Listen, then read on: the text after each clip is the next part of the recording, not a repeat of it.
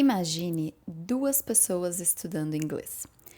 A primeira passou 2 horas assistindo vídeos ou séries, lendo textos e revisando flashcards. A segunda, por outro lado, passou de 40 minutos a 1 hora formulando frases próprias, testando o seu vocabulário, testando a sua memória e errando.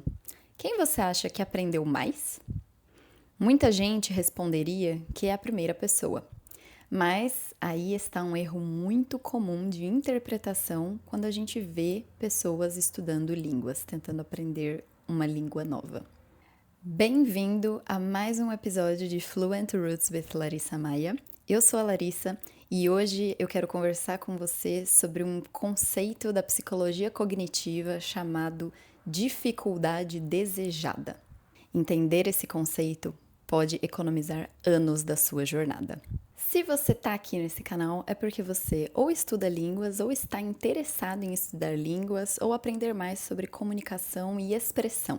Uma coisa que todo estudante já fez e faz é, por exemplo, revisar palavras que já viu, criar listas de vocabulário, reler textos, destacar frases. Aquele famoso vou destacar só o que é importante. Quando você olha a página do livro, metade dele ou mais tá grifado com uma cor diferente. Ouvir podcasts ou músicas de forma passiva, ou seja, sem prestar atenção ao que você está ouvindo, sem acompanhar essa letra, sem tentar entender ou sem tentar reproduzir o que estão dizendo, o que estão cantando. Revisar listas enormes e assistir aula atrás de aula. Essas coisas todas não são inúteis, pelo contrário, todas elas são importantes, todas elas fazem parte do nosso aprendizado. Mas elas, por si só, não bastam. Todas essas atividades fazem a gente sentir que está aprendendo. Elas dão esse gostinho de reconhecimento. Isso também tem um nome, chamado de ilusão da competência. Cada vez que você vê uma palavra, um texto, que você reconhece uma expressão, você sente que, olha que legal, eu já sei isso. E aí o seu cérebro, ele fica um pouco preguiçoso, ele para de ir além. Só que o problema disso é que reconhecimento não significa conhecimento. Reconhecer uma palavra, reconhecer uma expressão, não significa que no momento que você precisar usar essa expressão ou essa palavra, você vai conseguir se lembrar. Isso porque reconhecimento não é memória e memória também não é necessariamente a capacidade de utilizar aquilo de forma ativa. Uma comparação interessante que a gente pode fazer é o seguinte: imagine que você viu um mapa de Paris, por exemplo. Você vê esse mapa por alguns segundos, 1 minuto, 5 minutos que seja. Você pode até prestar atenção, muita atenção naquele mapa. Mas se você fecha ele e tenta desenhar esse mapa de cabeça, ele com certeza não vai ficar igual. Por quê? Mesmo sendo no curto prazo, a nossa memória, ela precisa de certos estímulos e precisa de uma repetição padronizada, espaçada, para que a gente consiga reter informação. Então, não é a primeira vez que você vê, ou a segunda, ou a terceira, ou mesmo a 10ª vez que você vê o mapa de Paris, que você vai ser capaz de desenhá-lo simplesmente de memória. É a mesma coisa com o nosso aprendizado de línguas. Então, não é porque você viu hoje uma palavra, um termo, uma frase que seja, que você vai ser capaz de lembrar disso amanhã, depois, na semana que vem, daqui 10 anos. Para que isso aconteça, você vai precisar colocar várias atividades em ação para que o seu cérebro crie conexões suficientes com essa palavra, esse termo, para que essa memória seja recuperada no longo prazo e principalmente nos momentos em que você precisar dela. A ciência nos mostra que existe um tipo de dificuldade que melhora o nosso aprendizado. Isso que é chamado de dificuldade desejada. Não é a gente estudar até ficar exausto. Não é ler até o olho nem conseguir focar mais. O que a gente quer é obrigar o nosso cérebro a recuperar a informação no momento adequado e no maior nível de detalhes possível. Quanto maior o esforço da recuperação, claro que dentro de um limite saudável, melhor é a retenção daquela memória. E é isso que nós estamos buscando. Um dos maiores nomes responsáveis pela criação da teoria da dificuldade desejada é Robert Bjork. Ele é autor, tem diversos livros e artigos acadêmicos. Vou deixar alguns links aqui na descrição desse vídeo para você também poder ler sobre isso e levar os seus estudos e a sua percepção, seu entendimento desse conceito mais a fundo. E foi ele que nos mostrou, com exemplos práticos, como trabalhar com esse limiar. Como eu disse, nós não queremos estudar até a exaustão, mas também não podemos chegar até o limite mais raso possível. Só olhar e tentar reconhecer não é suficiente. Precisa existir um esforço a mais.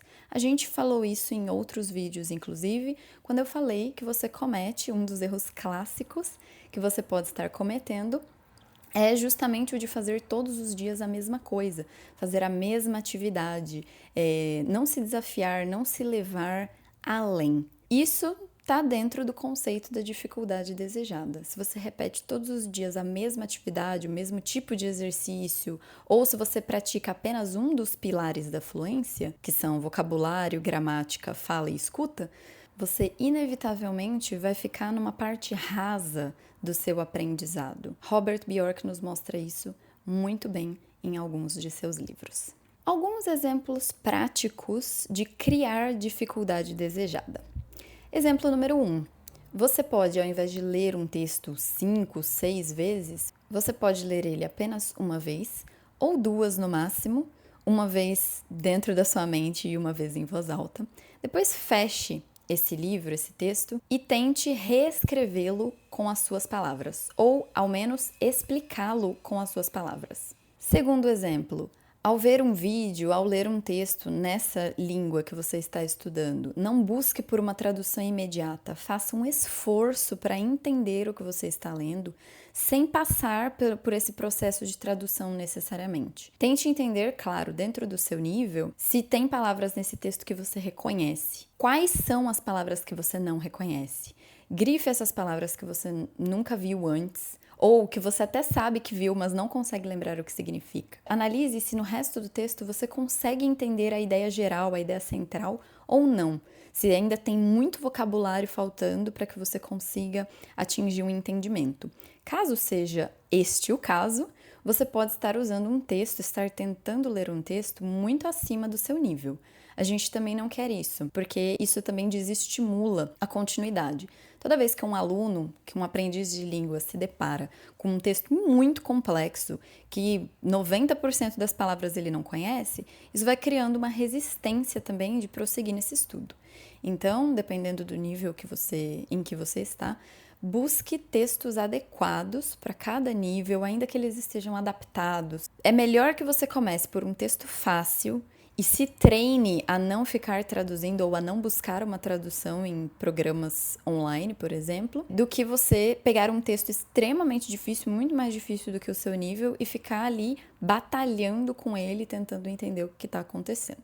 Temos que aprender a adequar o nosso material de estudo ao nível em que estamos. Terceiro exemplo, ao invés de ficar 2 horas seguidas, muitas horas assistindo apenas aula, por exemplo, ou assistindo série, assistindo vídeo online, tente passar 20 minutos ou 1 hora, se você tem esse tempo, por que não?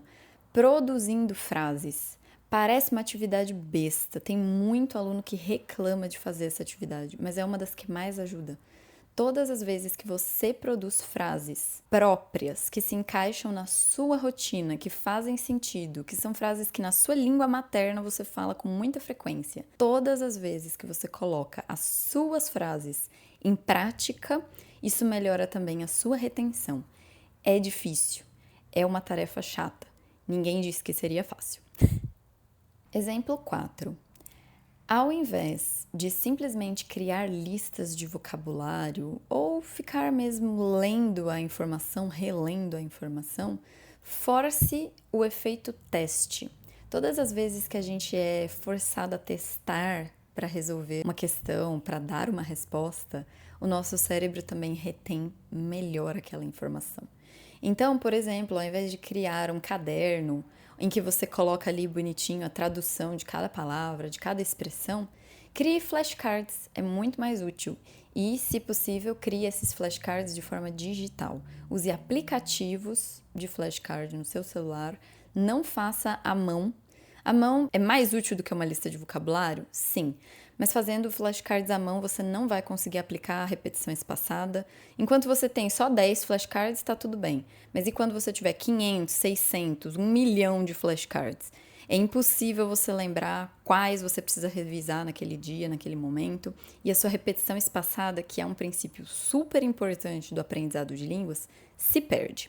E um quinto exemplo, de muitos outros que eu poderia dar, é, ao invés de você fazer uma frase na sua língua materna primeiro, na sua cabeça, e depois, a partir desta frase, tentar adaptar para a língua que você está aprendendo, tente usar a lógica da língua-alvo para produzir frases.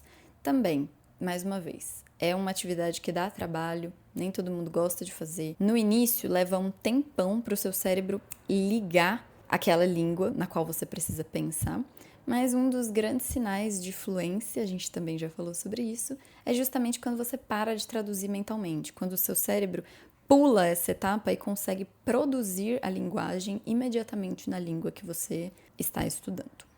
Então, mais uma vez, a dificuldade desejada não é sofrimento, não é estudar coisas muito acima do seu nível, não é pegar um material que você olha e te dê desespero de tão difícil que está naquele momento para você. Existe um momento para cada tipo de material, existe uma prática adequada para cada pilar da fluência, por exemplo. O que a dificuldade desejada é? É uma quantidade de esforço que você desprende, que está além do mínimo, mas que também não chegou no seu máximo. É uma coisa confortável, eu diria. É uma dificuldade que é uma dificuldadezinha, não é uma coisa extremamente complexa que vai te fazer sofrer, querer largar tudo e desistir dos estudos.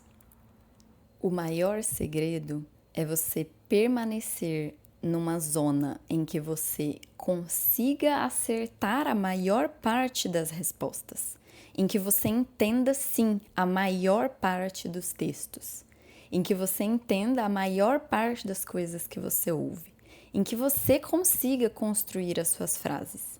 Mas mesmo fazendo tudo isso, que você tenha tido um pouco de esforço para realizar essa atividade. Se você sente que estudar está ficando um pouco difícil, isso não é um sinal ruim. Pelo contrário, é um sinal de progresso, da evolução do seu estudo. Isso vale para outras coisas também, mas vale de uma forma bem específica para o aprendizado de línguas. Aprender uma língua nova não é encher a sua cabeça de informações. É construir caminhos para que as informações que você precisa sejam recuperadas no momento certo e da forma certa. E isso exige esforço. Não um esforço desesperador, mas o tipo de esforço que te mantém correndo atrás. É justamente esse tipo de esforço que transforma o conhecimento em habilidade. Muito obrigada por ter estado comigo hoje. Espero que esse vídeo tenha te ajudado, tenha te trazido alguns insights. Estou deixando na descrição desse vídeo alguns textos, alguns artigos que você pode ler e se aprofundar mais nesse assunto. Deixa para mim nos comentários se você já tinha ouvido falar da dificuldade desejada e a gente se vê em breve em um próximo vídeo. Tchau, tchau!